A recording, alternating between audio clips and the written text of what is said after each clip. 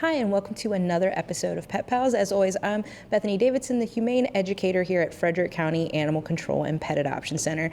And looking like he has a little bit of an easy task with our first guest today is our volunteer coordinator, Sean Snyder, who's been doing our animal wrangling for us. And, it might seem odd, in the middle of winter that we still have a ton of kittens, but we still have a ton of kittens. So if that's something that you've been looking for, there's still plenty of time to do that. Unfortunately, or fortunately, depending on your perspective, when it stays warmer for longer, cats go into heat and there are more kittens for longer. It used to be we would be finished with kittens, by October. But now there's, we'll probably still have kittens into January. And Stashia here is one of our kittens that's still available for adoption. She's actually been in our care since June because she came in as a tiny underage kitten with her litter mate. Her sister was recently adopted, and she's still waiting to be made a whole by her forever family. She's about 5 to 6 months old now, and she's just your typical kitten. She's cute and cuddly and playful and does all of those things. And as I mentioned, she had a litter mate, so she is accustomed to living with another cat. I don't know how much interaction she had with the other animals in her foster home, but her foster home did have other cats as well as a dog.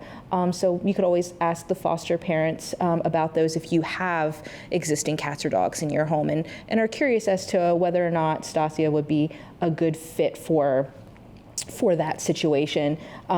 She is a little bit nervous in new environments. She was a little bit nervous when she came out here.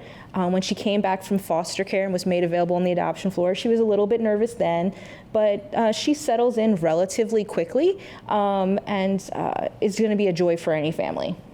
Like you said, she's a product of our foster care program. So how can people participate in that? So if people are interested in becoming foster parents, it's important to understand that most of our foster situations are going to be underage kittens like Stashia. So it's going to be kittens that just need to be socialized, cared for until they're old enough to be made available for adoption. And we do have, some adult cats sometimes with medical needs or just long-term stays, 4-month quarantine cats due to wounds of unknown origin. And if you're interested in fostering dogs, understanding that most of our dogs are going to be big dogs that are going to be, have some things they need to work on, whether it's, just they don't have good manners or they're a little bit they have some anxiety with being left alone. They're usually large dogs.